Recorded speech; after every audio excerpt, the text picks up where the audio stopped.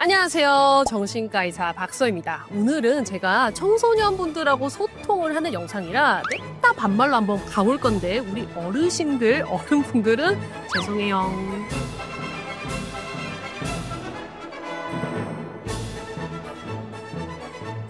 얘들아, 쌤이 요새 병원에 청소년 친구들이 진짜 많이 와. 얼마 전에 왔던 고1 친구인데 중학교 때까지는 활발하고 너무 잘 지냈는데 하필이면 고등학교를 좀 혼자만 동떨어진 데를 간 거야. 근데 세상에 이미 중학교 때부터 친했던 애들끼리 똘똘 뭉쳐 지내면서 어느 날 이 친구 보고 막 뚱뚱하다 꼬불 주고 하나도 안 뚱뚱했거든? 인스타 스토리에 얘가 막 죽는 사진 찍어가지고 몰래 올리고 막 지들끼리 낄낄거리고 그때부터 이 친구가 잠을 못 자. 그리고 막 불안해. 학교를 가면 애들이 다 내 뒷담화를 까는 것 같고 누가 쳐다만 봐도 나를 막 싫어하는 것 같고 이래서 집중도 하나도 안 돼. 성적이 뚝뚝 떨어져. 심지어는 이제 그만하고 싶어 이런 극단적인 생각까지도 나서 놀래서 병원에 온 친구야. 이 친구 청소년 우울증이었어. 얘들아, 혹시 너네도 우울증이 아닌지 의심해 본 적이 있어? 근데 야, 그걸 주변에 뭐 물어본다고 알겠어? 엄마가 알겠어? 아빠가 알겠어? 그치? 그래서 정신과 의사인 쌤이 몇 가지 증상을 말해줄 테니까 여기서 나도 그런데 5가지 이상이 맞다? 그러면은 일단 왜 이러는 걸까요? 자, 먼저 기분이 겁나 우울하고 꿀꿀하고 아니면 재밌는 게 없다. 예전에는 막 닭구도 하고 덕질도 하고 그랬는데 이제는 다 재미가 없어. 아니면 그렇게 짜증이라고 예민해진다. 엄마가 한마디만 하면 화가 나. 기분이 막 오락가락해. 근데 막상 친구랑 떡볶이 먹고 막 게임하고 할 때는 기분 좀 괜찮거든? 근데 집이나 학교 가면은 우울하고 짜증나고. 근데 사실 그거는 쌤도 좀 그렇긴 해. 야, 다음은 진짜 막 엽떡 맨날 먹었는데 갑자기 입맛이 뚝 떨어져. 아니면 반대로 입이 터져서 막 먹어. 배가 고프지 않은데도 막 허해서 먹게 되고 특히 왜 달달한 거 탕후루 막 요아정 이런 거 계속 먹지? 매운 마라탕 같은 거 막 퍼먹어. 야, 혹시 잠에 문제 생긴 애들 없어? 아니 그냥 눈만 감으면 잘 잤는데 막 밤새 잠이 안 들거나 자다가 계속 깨. 아니면 반대로 잠을 계속 자는데도 피곤해. 그리고 마지막으로는 대체 내가 어떨까? 나 왜 이럴까? 이런 자책을 하거나 공부에 집중 안 되고 자꾸 이상하게 잡생각이 많고 불안해지고 이러다가 다 끝내고 싶어. 뭐 이런 극단적인 생각이 자꾸 든다?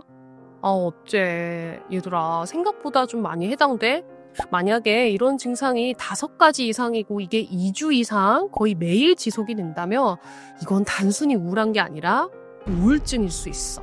엄청 심각한 거냐고? 약간 그렇긴 한데 그래도 방법은 있어. 야, 들어봐봐. 쌤이 애들 중에 그 우울증 겪는 친구들에 대해서 막 다 물어봤다? 3가지 이유가 있어. 첫 번째는 친구 관계야. 2번째는 학업 스트레스. 3번째는 가족 간의 갈등. 야, 근데 혹시나 난 또 다른 게 있다? 그러면 댓글에 좀 남겨줘. 쌤이 좀 더 연구를 해볼게. 그 3개 중에도 가장 힘든 건 뭐냐? 바로 친구 관계였어. 근데 얘들아, 이거는 정말 너무도 사실 당연하다? 왜냐면 니네 초딩 때랑 지금이랑 비교하면 어때? 내가 막 어른 같고 고민도 많고 막 그렇잖아. 그래서 너네 나이대에 대부분 겪는 변화를 좀 짚어볼까 해. 자, 첫 번째, 어때? 예민하고 까칠해지지. 전보다 짜증도 많아지고 좀 반항적이랄까? 나도 내가 왜 이런지 모르겠는데 그냥 막 겁나 킹받아. 화가 나고 충동 조절이 안 돼. 그러다가 엄마가 너 좀 요즘 이상해 하면은 막 쳐마. 야, 이러다 보니까 어른들 눈에는 어떻게 보여? 얘가 우울증이 아니라 그냥 겁나 개기는 거 아니야? 에이그 사춘기라 그렇지. 이렇게 넘어가기가 쉽습니다. 이렇게 하면 될까요? 그 다음에 그 기분이 어때? 막 급변해. 보통 우울증이라고 하면은 막 처져 있거나 막 우울하거나 이런 거 생각하지만 사실은 청소년기 우울증은 주변 환경에 따라 기분의 변동성이 크다. 예를 들어 봐. 너네 생각해봐. 아까 막 떡볶이 먹고 게임하고 놀 때는 진짜 재밌거든? 좋거든? 근데 집에 오면 개 우울해져. 이걸 우리가 유식한 말로 기분 변동성이 크다고 해. 근데 또 어때? 이걸 보면 부모님 오해해. 선생님, 제가 우울한 게 아니라 그냥 놀고 싶어가지고 그런 것 같아요. 하지만 그게 아니에요. 엄마, 청소년기 우울증의 특징이 기분 변동성이 크기 때문에 그런 거예요. 라고 말해. 알았지? 다음은 어때? 친구가 날 어떻게 볼까? 이게 되게 중요해. 사실 너네 나이 때는 가족에서 벗어나서 나만의 정체성을 찾는 시기거든? 쉽게 말하면은 야, 으쌰으쌰 우리만의 언어로 막 소통하고 우리 같이 커플티 있고 막 이런 거. 서로 어울렸을 때 내가 좀 괜찮은 사람이라 생각하고 행복해질 수 있단 말이야. 근데 그 안에서 잘 어울리지 못하거나 소외당하면 막 세상이 무너지는 것 같아. 맞아, 그럴 수 있어. 사실 쌤도 어릴 때 좀 그랬거든. 친구들이 나를 싫어할까 봐 무섭고 막 눈치 엄청 봤어. 어느 날 내가 소풍 가는데 좀 구린 가방을 딱 메고 갔거든. 안 돼. 뭐야 이게 이랬는데 지금 같으면 야 이거 되게 비싼 거야 이랬을 텐데 그때는 씨 어떡해 막 주눅이 들더라고. 그래서 그 다음부터는 내가 막 뭘 입을 때마다 쟤네가 비웃나? 막 이렇게 주눅 들었던 기억이 나. 아씨 그때 생각하니까 눈물 난다. 야 그때 그거 외매가지고 진짜. 야 근데 잠깐만 이게 의사들 사이에서는 상상적 청중이라고 해.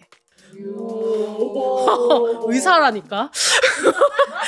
실제로는 그 정도 아닌데도 막 다 나를 쳐다보는 것 같고 날 비우는 것 같고 사실 아무도 상관 안 하는데 말이야. 마지막으로 신체 증상이 유난히 많아. 배가 아프거나 머리가 아프거나 막 어지럽고 이런 신체 증상으로 많이 나타나.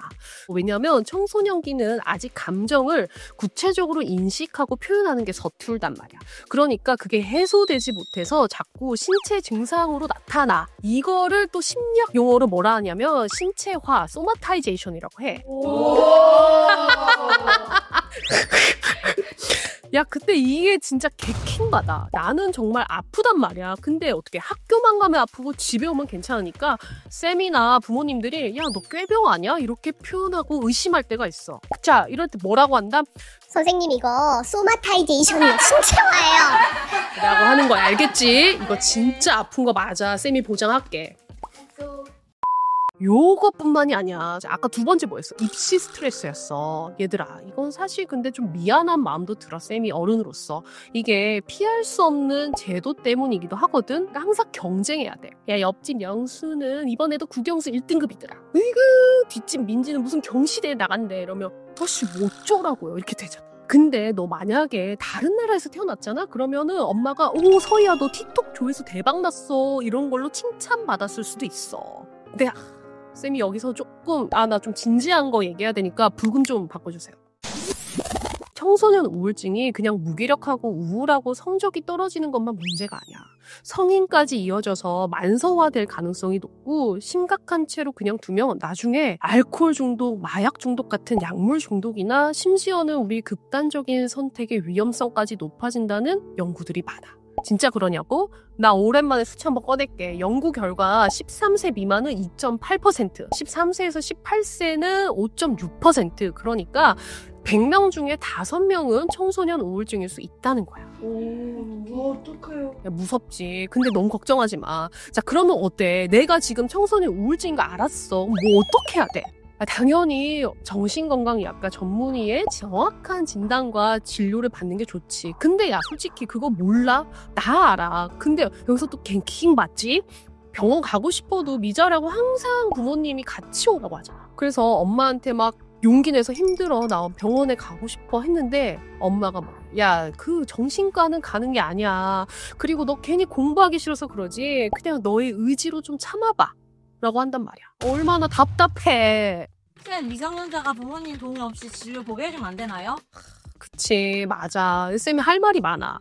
사실은 법적으로도 그 미성년자도 정신건강 상담이나 진료 보는 건 보장이 되어 있어. 근데 솔직히 쌤도 웬만하면 보호자의 동의를 구해서 같이 오라고 하게 돼. 섭섭하지. 왜 그런지 좀 들어봐 줄래? 실제로 정확하게 진단하려면 검사도 하고 치료도 해야 되잖아. 이건 또 동의가 꼭 필요해. 실제로 그래서 진료를 받는데 막 나중에 부모님이 찾아와서 따지고 소송까지 건 적이 있어. 야 의사도 사람인데 막 멱살 잡히면서 진료하고 싶겠어? 그러니까 우리도 그런 생각해. 미성년자 친구들도 진료를 볼 수 있는 법적 울타리를 만들어줬으면 좋겠어. 마지막으로 진짜 신기한 거 하나 말해줄게. 생각보다 우리 청소년 우울증은 약 없이 그냥 스트레스를 받게 된 원인을 좀 개선해주거나 나의 마음을 좀 지지해주는 사람만 생겨도 60%나 좋아진다는 연구가 있어. 그러니까 진짜 이 영상을 보고 있는 혹시 우리 부모님이 계시다면 우리 친구들하고 같이 단둘이 손잡고 진심 어린 관심을 주고 행복해지기를 바라는 마음에 병원이나 상담센터를 같이 가시기만 해도요 좋아질 수가 있어요. 나 안 되겠어. 말 나온 김에 나 너네 부모님들한테 한마디 할 거니까 니네 이제 그만 봐. 나는 의사 모드로 들어가 봐야 돼.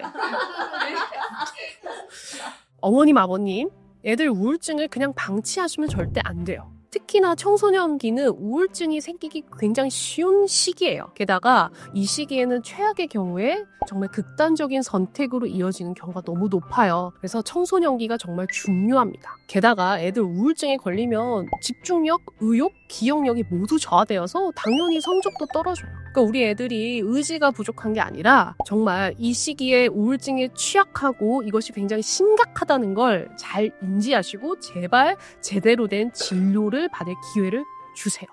제발. 너네 지금 아직도 보고 있는 거 아니지?